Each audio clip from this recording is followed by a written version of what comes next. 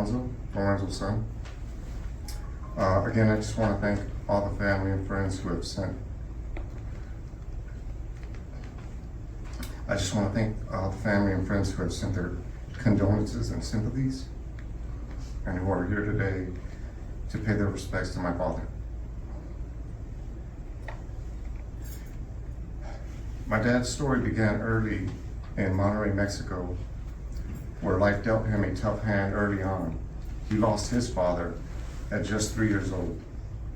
But even as a young boy, he dreamed of a better life. He studied English with determination, preparing for the day he would make it to the United States.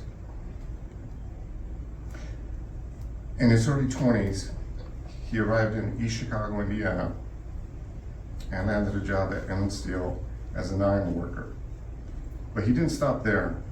Wanting to give back to his new country, he joined the U.S. Navy and served in the Pacific. During his service, he traveled to the Philippines, Japan, Hong Kong, and other ports. He was incredibly proud of his time in the Navy. He wore his Navy ball caps everywhere and was an active member of the American Legion. He lit up whenever someone would stop him on the street and say, "Thank you for your service." After his enlistment, he returned back to East Chicago and resumed his career at Inland Steel, where he worked for 35 years until his retirement. Not long after returning, he met my mom, Paula, during a visit to Monterey. They married and they built a life together in East Chicago.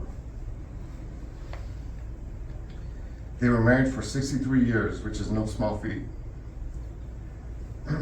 Some of us can't even date for 63 days, let stay married that long. Now they say every man has a vice, whether it's gambling, drinking, whatever. My dad, he liked beer, but that's not really a vice. I mean, he's Mexican, beer's part of his DNA. He didn't do drugs, but he did do cars. He absolutely loved cars. I can say with confidence that my dad has owned more cars than anyone in this room. Ever since I was a toddler, if that's true, ever since I was a toddler, he would buy a new car or used car every 3 to 6 months. So you do the math. Now these weren't new cars. He loved a good deal. And speaking of deals, when it came time to retire and move to Houston, instead of renting a Ryder truck to haul all the furniture, he bought an old bread truck for $600. Siskel and Ebert truck. It was clearly decommissioned. You could tell because it had been painted with a brush. So they loaded up the truck and hit the road for the 1,100-mile journey to Houston. My brother Alex was driving and my cousin Joey was riding on the steps. If you know anything about engines, you know there's a very specific sound they make right before they die. They're cruising along when Alex hears a clack, clack, clack, and turns to Joey and says, "This is it, Joey." Joey, not knowing much about cars, says, "What's it?" At that very moment, kaboom!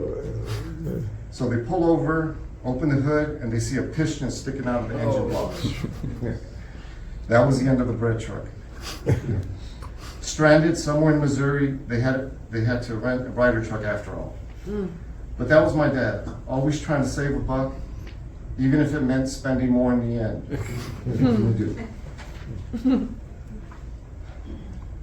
However, my dad always put his kids first, going out of his way to support us however he could.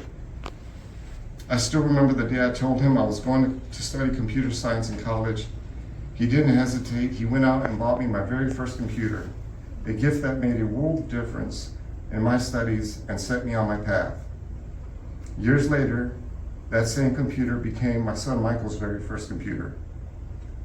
It is a quiet testament to my dad's generosity and how the seeds he planted continue to grow in our family. And though he's no longer with us, his spirit lives on in every laugh we share, every lesson he taught us, and every car that makes us think Lorenzo would have loved that one. Rest in peace, Dad. I love you.